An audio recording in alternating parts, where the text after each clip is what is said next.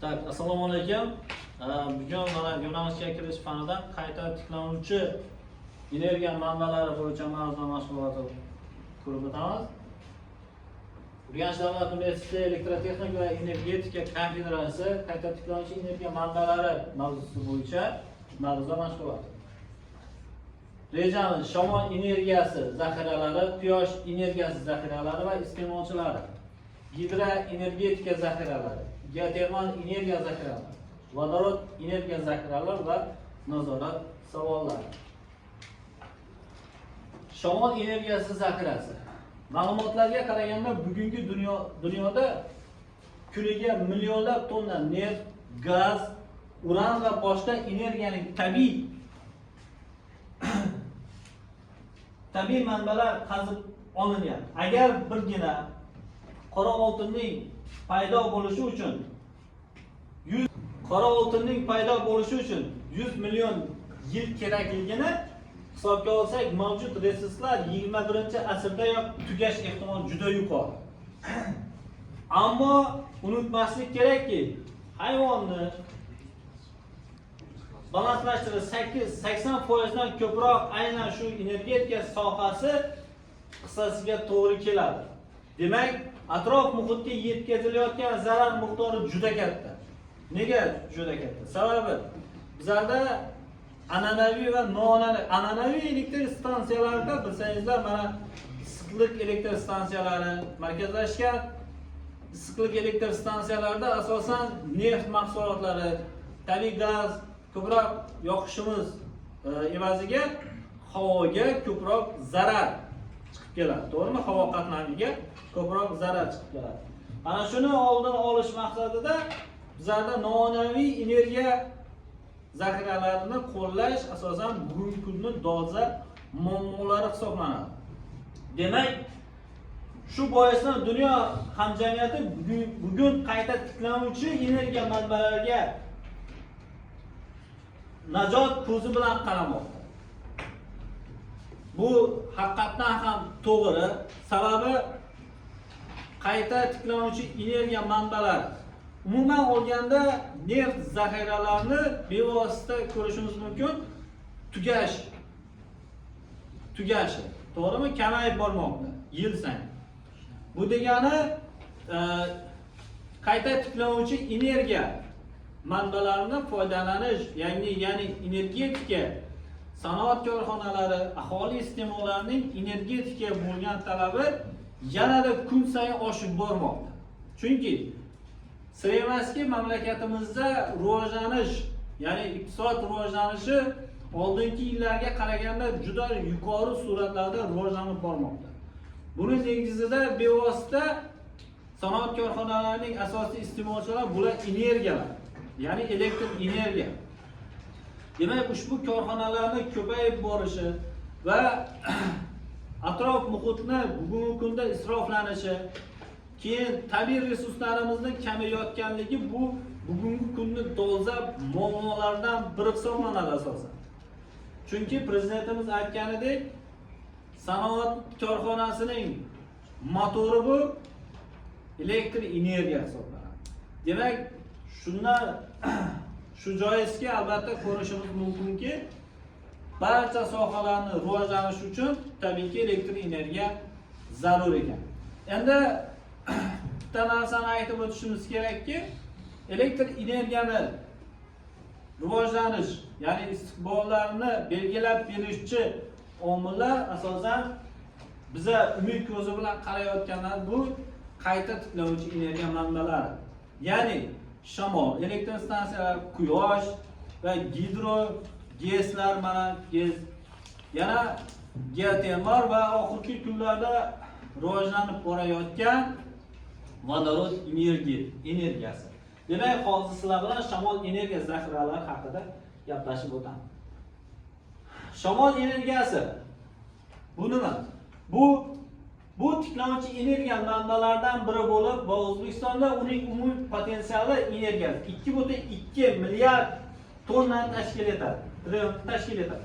Shamol energetikasining rivojlanishi to'liq va cho'l joylardagi agrosanoatning rivojlanishida katta ahamiyatga ega bo'ladi. asosan Qoraqalpog'iston Respublikasi poytaxti Nukus shahri atroflari. Mana ma'lumki, respublikamiz hududlari, mana shimoliy hududlardan biri bu Qoraqalpog'iston Respublikasi. Ayni paytda cho'l zonalari ko'proq va bu yerda shimolga yaqin bo'lganligi uchun bu yerda shamol albatta mavjud. Yuqorida mana Qoraqalpog'iston Respublikasida 500 kilovoltli nima qurilyapti? Podstansiyalar qurilmoqda. Bu umumiy 7 ta podstansiya qurilish 2030-yilgacha qurish rejasi kiritilgan. Demak, insoniyat suv energiyasi hamda bug' dvigatellaridan ancha oldin shamol energiyasidan foydalanib kelgan. Angliya, Germaniya, Fransiya, Daniya, AQSh, Gollandiya va boshqa mamlakatlarda shamol energiyasi juda katta masshtabda sanoat va qishloq xo'jaligida qo'llanilib kelgan. Shamol energiyasidan foydalanish bo'yicha olib borilayotgan hozirgi ishlar alohida katta quvvatli shamol generatorini yaratish va ularni energiyasini ishlab turgan energiya tarmoqlariga ulash va asosiy tarmoq sifatida foydalanishdan iboratdir.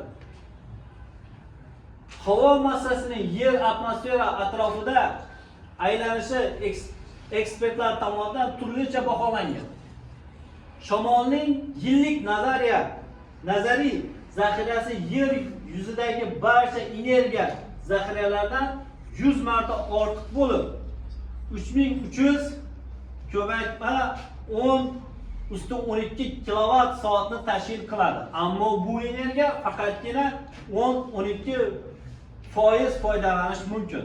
Masalan, 1987-yilda yer yuzidagi barcha shamol qurilmalari tomonidan 10⁻12 kilovat soat energiya ishlab chiqilgan. Ya'ni yillik zaxiraning atigi 0.3% dan foydalanilgan. Shamol bu quyosh nurining intensivligi hisobiga bosimning o'zgarib turishi natijasida havo massasining harakatidir.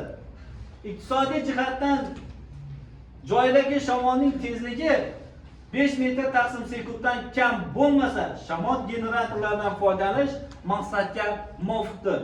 Shamol elektr generatorlari an'anaviy generatorlardan 2-4 barobar qimmat. Ammo shamol energiyasi doimiy bo'lgan ba'zi hududlarda u muhim energiya manbai hisoblanadi. Odatda shamol energiyasi shamolga perpendikulyar joylashgan ma'lum maydon ta'siri orqali aniqlanadi. Quyidagi formula orqali aniqlashimiz mumkin. Bu yerda K havoning zichligi, ya'ni temperatura va atmosfera bosimiga nisbat. V havo oqimining tezligi metr taqsim sekund. F esa maydon yuzasi metr kvadratda beriladi. Demak, ushbu slayd orqali biz havo generatorlarini, ya'ni qanotli shamol g'ildiraklarini ko'rinishini ko'rishimiz mumkin. A 2 g'ildirakli shamol generatori, B 3 g'ildirakli va V 4 g'ildirakli shamol g'ildiraklarini ko'rishimiz mumkin. Shamol energiyasidan foydalanish bo'yicha birinchi o'rinda mamlakat umuman dunyo bo'yicha Germaniya birinchi o'rinni egallaydi. Haligacha egallab kelmoqda. Bu mamlakatlar shamol energiyasini ishlab chiqarish yiliga 1500 megawattga ko'paymoqda. Hozirgi vaqtda ishlab chiqarilgan energiya miqdori 2 million kilovat soatdan oshib ketdi. Bu Germaniyaning ko'rinishi. Endi albatta shamol energiyasi bilan birgalikda yana bitta qayta tiklanuvchi energiya zaxiramiz mavjud. Bu quyosh energiya zaxiralari va uning iste'molchilari. Quyosh nurining energiyasi insoniyat foydalanishi mumkin bo'lgan eng katta manba. Quyosh energiyasining yer yuziga yo'naltirilgan oqimi 1.2 ko'paytirilgan 10⁻14 tonna shartli yoqilg'iga teng. Boshqa yulduzlar kabi quyosh ham o'ta qizgan gaz hisoblanadi. Uning tarkibi 82% vodorod, 17% geli va 1% boshqa unsurlardan tashkil topgan. Bu yerda mana quyosh nurining energiyasi foiz ko'rsatish grafik ko'rsatilgan. Mana geli 17%, boshqa unsurlar 1%, vodorod esa 82% ni ko'rishimiz mumkin. Quyosh energiyasi bu tiklovchi energiya manbai bo'lib, amaliy qo'llanishi bo'yicha qulay va sodda. O'zbekistonning quyosh energiyasi bo'yicha umumiy potensiali qancha? 5973 million tonna ekvivalent neft miqdoriga tengdir. Bu yerda mana ushbu rasmlarda hozirgi kunda mana quyosh panellari bevosita xalqimiz orasida juda rivojlanib bormoqda. Mana quyosh energiyasi yordamida harakatlanuvchi mashinani ham ko'rishimiz mumkin. Bu yerda esa mana cho'l zonalarida ham quyosh nuridan foydalangan holatda, misol uchun cho'l zonalarida mana cho'l zonasida bu katta samara beradi. Nima uchun? Sababi qaranglar, mana cho'l zonalarida ko'pincha mana cho'ponlar yoki bo'lmasa arxeologlar ko'proq harakat qiladi. Bu yerda mana neft mahsulotlarini qazib olish, uzatishlarda bu yerda ishlaydigan xodimlarimiz ham bor. Chunki ayrim katta gaz quvurlari aynan cho'l zonalaridan o'tgan. Ushbu joylarda ishlashni tashkil qilish va ushbu joylarda yashash sharoitlarini to'g'rilash maqsadida katta yordam beradigan narsa mana cho'l zonadagi quyosh panellari. Bu ko'chma quyosh panellari ham bo'laveradi. Mana ko'rishingiz mumkin, ilk, ya'ni birinchi marta quyosh paneli orqali uchayotgan samolyot modelini ko'rishingiz mumkin. Kichkina modeli mana quyosh energiyasi yordamida uchayotgan model. Endi bundan nimani ko'rishimiz mumkin? Bu muqobil energiyamizning bir tur quyosh energiya turi albatta keyinchalik rivojlanib borayotganini bevosita kuzatishimiz mumkin edi. Demak, bu yerda mana O'zbekistonda bu O'zbekistonni hozir holatdagi ko'rsatkichi O'zbekistonda qayta tiklanadigan energiya manbaining texnik imkoniyatlari sxemasi. Demak, quyosh nuri energiyasi 98, bunda 8% biz quyoshdan energiya olishimiz imkoniyati shunchalik katta ekan. Suv energiyasi 1%, shamol energiyasi 0.2%. Albatta bular qolgan energiyalar cheklangan sababi suv energiyamiz bevosita bu suv oqimiga bog'liq holatda amalga oshiriladigan energiya hisoblanadi. Shamol energiyasi esa bevosita shamolli hududlarda joylashtirish maqsadga muvofiq. Bilasizlar, respublikamizda barcha joylardan ham shamol 5 metr taqsim sekunddan yuqori esadigan shamollar mavjud emas. Shuning uchun eng bizlarda yaxshi rivojlanish sxemasiga ega bo'lgan bu quyosh energiya zaxirasi hisoblanadi. Mana endi gidroenergetika zaxiralari. Yer gidroenergetika yiliga 32900 terabayt soat qiymat kattaligi bilan baholanadi. Biroq bu energiyaning 25% texnik va iqtisodiy talablarga binoan amaliyotda foydalansa bo'ladi. Bu kattalik hozirgi zamon dunyo elektr stansiyalarida yil davomida ishlab chiqarilayotgan energiya miqdorining taxminan 2 marotaba katta. Turli mamlakatlardagi gidroenergetik manbalarda ko'rish mumkin. Bu mana turli mamlakatlarda, ya'ni GESlar, gidro elektr stansiyalar rivojlangan davlatlarni ko'rishimiz mumkin. Mana AQShda bu yerda mana suvning yil davomida o'rtacha sarfi. Bu yerda esa quvvati 90 minimal suv sarfi. AQShda 53.9, ya'ni 20%. Kanada 21.1, 15.85%. Yaponiya 13.2, 5.6%. Norvegiya 20, 12%. Shvetsiya 8.9, 2.9%.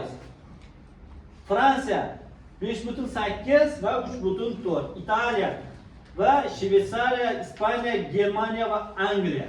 Ko'rib turibmizki, jadvalda eng yuqori o'rinlarda AQSh. Bu yerda bugungi kunda respublikamizda ishlab chiqarilayotgan elektr energiyaning 98,7% organik yoqilg'ilardan foydalanilayotgan issiqlik elektr stansiyalarida ishlab chiqariladi. Umumiy ishlab chiqarilayotgan energiya nisbatan 1,3% ni elektr energiya GESlar yordamida ishlab chiqaryapti. Demak, umumiy foizdan faqatgina 1,3% bizda gidro elektr stansiyalari haqida O'zbekistonda GESlardan foydalangan holatda amalga olarkanmiz elektr energiyani. Demak, dengiz suvining ko'tarilishi va pasayishidan hosil bo'ladigan energiya zaxiralari. Hozirgi zamonda bu energiyadan bir nechta quvvatlarga ega bo'lgan elektr stansiyalar rivojlangan davlatlarda qurilmoqda. Bu mana ushbu rasmda dengiz suvining ko'tarilishi va pasayishi hosil bo'ladigan eng katta turbinani ko'rishingiz mumkin. Ya'ni dengizning ko'tarilishi va pasayishidan hosil bo'ladigan jarayondan elektr energiya oladigan turbina.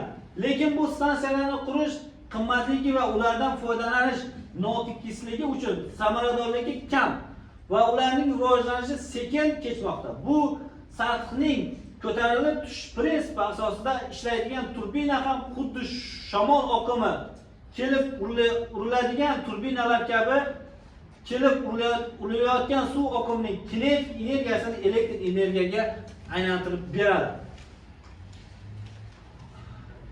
Yana bitta qabul energiya, ya'ni qayta tiklanuvchi energiyadan foydalangan energiyamiz bu geotermal energiya zaxiralari. Ma'lumki, geotermal energiya zaxiralari yer ostidan chiqayotgan issiqlikdan foydalangan holatda elektr energiya ishlab beradi. Ya'ni geotermal so'zi o'zida grekcha geo, yer va zermer issiqlik so'zlari bo'lib geotermal energiya yer issiqligi energiyasi deb ataladi. Yer qarida juda katta issiqlik miqdori mavjud. Undan juda arzon va ekologik zararsiz, bitmas, tuganmas energiya olish imkoni mavjud. Geotermal elektr stansiyalari elektr energiyasini ishlab chiqarish uchun yer osti issiq suv yoki bug'lardan foydalanadi. Yer osti issiq suv yoki bug' yer ustiga keltirib, u yerda issiqlik almashuvini qurilmalar yordamida turbinada ishlatish uchun toza bug'ga aylantiradi. Ya'ni mana sxemadan ko'rishimiz mumkinki, geotermal elektr stansiyasi. Dunyodagi eng katta geotermal elektr stansiyasi Georis. Eng katta geotermal energiya bo'lgan joy AQShning Kaliforniya shtatida 116 kilometr uzoqlikda joylashgan. Bu yerda joylashgan 18 ta geotermal elektr stansiyalari 2000 megawatt quvvat ishlab chiqaradi. Eng kattasi AQShda. Mana bu yerda ko'rishingiz mumkin. Ishlash prinsipi: yer qa'ridan issiqlik ko'tarilyapti. Issiqlik orqali mana turbina bilan generator bu qozonga boryapti. Bu qozonidan generator elektr energiya ishlab chiqarmoqda. Bu yerda kelasizda dunyodagi eng katta geotermal elektr stansiyasini ko'rishingiz mumkin. Bu asosan 78 kilometr kvadratni tashkil qiladi. Ishlab chiqarayotgan elektr energiyasi Kaliforniya shtatining janubida joylashgan iste'molchilarning 60% ehtiyojini qoplab bera olar ekan. Endi biogaz energiyasi. Bu ham qayta tiklanuvchi energiya zaxirasiga kiradi. Zamonaviy texnika va texnologiyalar tiklanadigan energiya manbalaridan foydalanish istiqbollarini ochib bermoqda. Ilmiy va amaliy ishlarning bu yo'nalishga yo'naltirilgan organik yoqilg'isi iste'molini kamaytirishga yordam beradi. Bioenergetika tiklanuvchi energiya manba bo'lib, energiya qishloq xo'jaligi hamda maishiy chiqindilarni qayta ishlash asosida olinadi. Hosil qilingan energiyani birlamchi turi biogaz, ikkilamchisi elektr energiya va Avvalambor Finlandiya kompaniyasi 550 megawatt issiqlik energiyasi hamda 240 megawatt elektr energiya ishlab chiqaruvchi dunyoning eng katta biomassa yoquvchi stansiyalarini ishga tushiradi. Bu yerda dunyodagi eng katta biomassa yoquvchi elektr stansiyasini ko'rishimiz mumkin. Bu elektr stansiyasi bioyoqilg'i bilan ta'minlash uchun bir kunda 120 ta yuk tashish mashinalaridan foydalanadi. Stansiyada yoqilg'i sifatida tosh ko'mirdan ham foydalanish mumkin.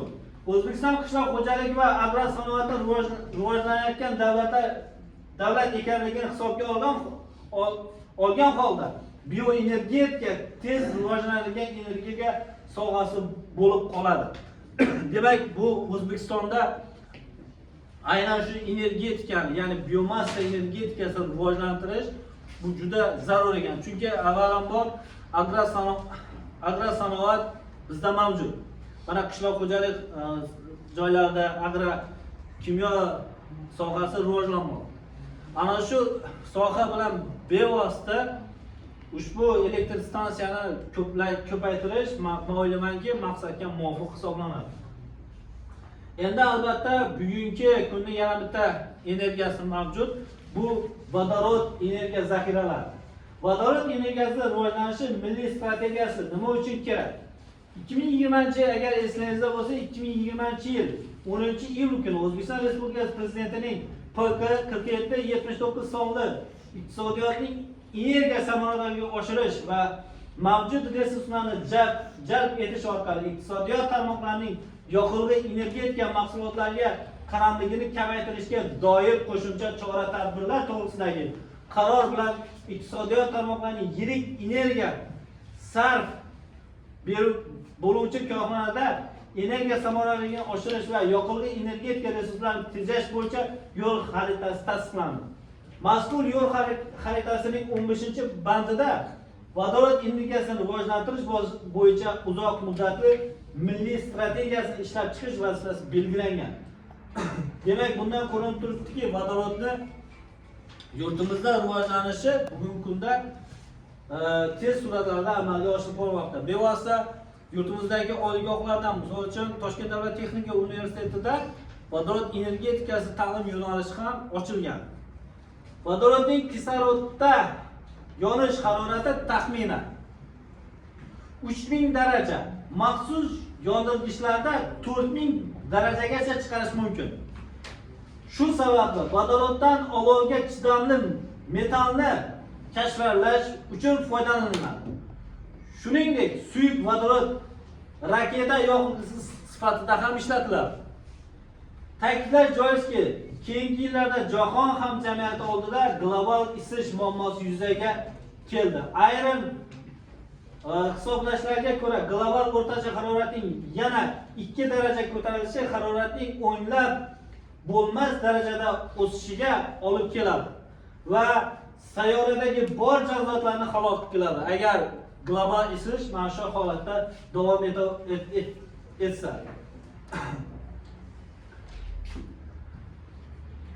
Keyingi yillarda vodorod yoqilg'isi aynan energiya akkumulyatori sifatida ishlatilishi mumkin bo'lgan yashil vodoroddan foydalanish rivojlana boshladi. Bu yashil vodorod qayta tiklanuvchi energiya manbalar stansiyalarda ishlab chiqariladigan energiya ortiqcha qismidan foydalangan holda suv molekulalari elektrolizlar yoki pirolizlar texnologiyalari yordamida 2 vodorod atomini 2N va kislorod atomini 0 ga parchalash yo'li bilan ishlab chiqariladi. Quyidagi slaydda vodorod quyidagi o'rinlarda ishlatilishi mumkin holat ko'rsatiladi. Bevosita bu yerda mana vodoroddan energiya olish.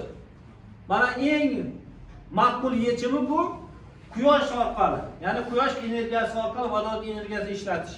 Ya'ni vodorod energiyasini olish, men o'ylaymanki, bu eng oson yo'llardan biri. Bu yerda mana yoqilg'i sifatida boz ustiga eng ekologik toza yoqilg'i sifatida. Vodorod eng toza yoqilg'i. Vodorod yonishi jarayonida faqat suv bug'lari ajralib chiqadi. Yonish jarayonida olingan issiqlik energiyasi bevosita issiqlik energiyasi sifatida ishlatilishi ham, shuningdek issiqlik elektr stansiyalarida elektr energiyani aylantirish ham mumkin. Keyingi B yoqilg'i elementlari sifatida bu element vodorod yoqish jarayonsiz to'g'ridan to'g'ri elektr energiya olinadi. Jarayon natijasida faqat toza suv hosil bo'ladi. Bu elementdan vodorod avtomobillari ham foydalanadi. Mana bugungi kunda vodorodda yuradigan avtomobillar ham soni asta-sekin ko'paymoqda. Mana ayniqsa Turkiya va Yaponiyada vodorod energiyasida harakatlanuvchi birinchi avtomobillar yaratildi. Yashil energetika nuqtai nazaridan vodorod yoqilg'isi elementida foydali ish koeffitsiyenti fikr o'ta yuqori. Ya'ni 70-90% ni qiyoslash uchun eng yaxshi ichki yonuv dvigateli fiki 35-40% ni tashkil qiladi. Quyosh elektr stansiyalari uchun fik atigi 15-20%. Ko'rasizlarmi? Quyoshdan ham yuqori, ya'ni 70-90%. O'ta bol eng yaxshi shamol elektr stansiyasi fiki esa 40%. Mana muqobil energiyalarda solishtiradigan bo'lsak, shamol energiyasi foydali ish koeffitsiyenti 40%, quyosh nimasi foydali ish koeffitsiyenti 15-20%, yonuv dvigatelimizda foydali ish koeffitsiyenti 35-40%, vodorod energiyasida 70-90% ni tashkil qiladi foydali ish koeffitsiyenti. Bu degani qolgan muqobil energiyadan ko'proq foydaliroq atrof muhitga ham va ishlab chiqarish jarayoniga ham. Xulosa qilib aytishimiz mumkinki, bugungi kunda dunyo miqyosida energetika sohasiga barqaror rivojlanish, qayta tiklanuvchi energiya manbalarini keng joriy etish bilan chambarchas bog'liq. Tabiiy resurslarning cheklanganligi, ekologik muammolar va global isish jarayonlarini insoniyatni muqobil energiya yechimlarini izlashga majbur qilmoqda. O'zbekiston sharoitida quyosh va shamol energiyasini eng istiqbolli yo'nalishdan hisoblanadi. Respublikamiz hududida yiliga o'rtacha 300-320 kun quyoshli bo'lishi keng dasht va tog' etaklarida shamol tezligining yetarli darajada bo'lishi bu tarmoqlarning rivojlanishi uchun katta imkoniyat yaratadi. Qayta tiklanuvchi energiya manbalaridan foydalanish elektr energiyasini ishlab chiqarish barqarorlikni ta'minlaydi. Ekologik tozalikka erishishga yordam beradi. Import qilinayotgan yoqilg'i xomashyosi qaramlikni ham kamaytiradi. Uzoq muddatda iqtisodiy samaradorlikni ham ta'minlaydi. Kelajakda O'zbekistonda qayta tiklanuvchi energiya ulushi ortib borishi, mavjud tarmoqlarni modernizatsiya qilish va yangi texnologiyalarni joriy etish orqali mamlakat energetik xavfsizlikni ta'minlash va barqaror iqtisodiy rivojlanishga erishish uchun asos bo'lib xizmat qiladi. Demak, umumiy xulosa qilishimiz mumkinki, bizning mamlakatimiz, ya'ni O'zbekiston muqobil energiya, ya'ni qayta tiklanuvchi energiyani qurish imkoniyatlari bizlarda juda yuqori darajada ekan. Mana tog' oldi hududlarda, dasht hududlarda shamolni esishi mavjud. Ko'p joylarda quyosh panellarini qurish ham mavjud. Mana ayrim joylarda vodorod energetikasini rivojlantirish. Mana qaranglar, biz 15-20% deb oldik. To'g'rimi? Quyosh energiyasini 15-20%. Demak, 15-20% quyosh orqali vodorod energiyani ham ajratib olishimiz mumkin. Chunki vodoroddan olayotgan elektr energiya foydali ish koeffitsiyenti 70-90% ni beryapti. Bu katta ko'rsatkich. Keyingi slaydimiz albatta bu nazorat savollari. Misol uchun gidroenergetika zaxiralari va dengiz suvining ko'tarilishi va pasayishi hosil bo'ladigan energiya zaxiralari haqida ma'lumot bering. Ikkinchi savol, geotermal energiya zaxiralari haqida ma'lumot bering. Uchinchi savolimiz, rivojlanayotgan mamlakatlarda gidroenergetika va geotermal energiya zaxiralari haqida ma'lumot bering. To'rtinchi savolimiz, vodorod energiyasi zaxiralari haqida ma'lumot bering. Beshinchi, rivojlanayotgan mamlakatlarda boshqa turdagi energiya zaxiralari haqida ma'lumot bering. Agar ushbu mavzumiz mazmunli va sizga yoqqan bo'lsa, kanalimiz bilan birgalikda ko'rib borishingiz mumkin. Rahmat e'tiboringiz uchun.